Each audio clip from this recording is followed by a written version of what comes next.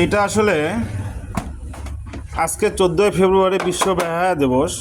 তো উপরওয়ালার রহমতে এই বেহায়া দিবসে সবে বরাতের রাত পড়েছে, এই জন্য আমরা শুকরিয়া যাপন করি আলহামদুলিল্লাহ।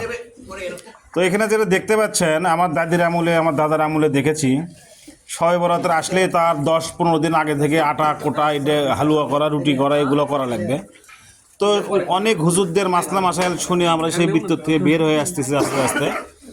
তো এখন যেটা আয়োজন আমরা করছি সেটা হলো যে গ্রামের ভিতরে পোলা পাক করা।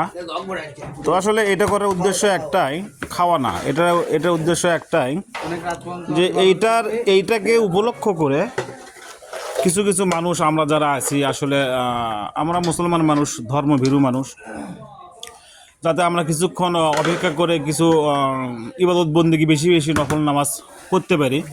তো এই জন্য আসলে এই আয়োজনটা করা, যাতে আসলে আমরা বাংলাদেশি মানুষ খাইতে খুব পছন্দ করি, খাওয়ার জন্যই আমরা আসলে অপেক্ষা করব। তো সেই জন্যই আসলে আজকের এই আয়োজনটা করা। তো এখানে দেখতে পাচ্ছেন প্যাকেটিং হচ্ছে, এটা আসলে পুরো মহল্লায় বিতরণ হবে। তো ভিডিওটা যদি ভালো লাগে থাকে অবশ্যই কমেন্টস মাধ্যমে জানাবেন। আর এগুলো কাজে সহযোগিতা করছেন বিটন।